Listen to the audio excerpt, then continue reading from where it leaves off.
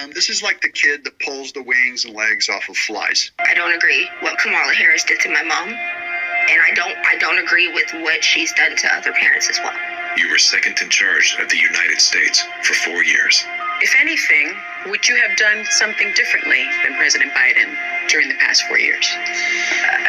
There is not a thing that comes to mind in terms of, and I've been a part of most of the decisions that have had impact. She can take responsible for all the disasters that have happened. There she is. She goes, I was there for every decision with Biden, and I can't think of one thing I would do different. So expect 4 more years of this suffering. Inflation is hitting the highest level in 39 years. Record high number of illegal crossings. Crime's been surging across the nation. Huge spikes in homicide. Could we be heading toward World War III? After 17 years of failed leadership, you are now asking us to trust you as first in charge of our country. The stakes have never been higher for all the demonization of Trump, which is all rooted largely in lies. These are all true, carefully researched, backed up facts. They don't have these kinds of stories against Trump. And you'd have a ton of them if he was as bad as they say he is. I am concerned and focused on big issues. Middle school truancy is actually a big issue. If we're trying to save the state money, because of truancy, California public schools lose $1.4 billion a year in funding. I want money.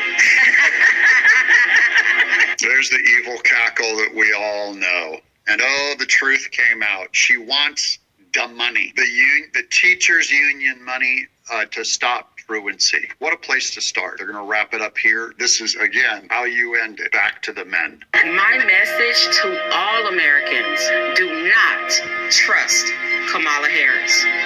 As men and protectors of women and children, you are simply a risk we are not willing to take. And that's why black men are not voting for Kamala Harris. President Trump will be our next president. We have to get President Trump elected. He will win, but we have to make this election too big. So go out and vote for President Trump and get 10 of your friends. Watching Michelle Obama speak on behalf of Kamala Harris, basically asking people to vote for Kamala Harris based on skin color. Kamala has no programs or no policies to make America great. She wants you to vote for her because of skin color. And Michelle Obama spent a lot of time on the issue of abortion rights. And so I figured I wanted to find out, especially involving black Americans, the issue of abortion. So I got Alexa here. I'm going to ask Alexa a few questions to see if Alexa is fair with the information. Alexa, how many black Americans live in the United States of America?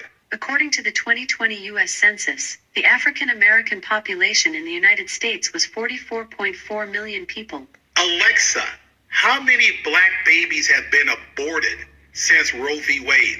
Sorry, I don't know that one. Isn't that kind of interesting? I know how many black babies have been aborted since Roe v. Wade. 19 million.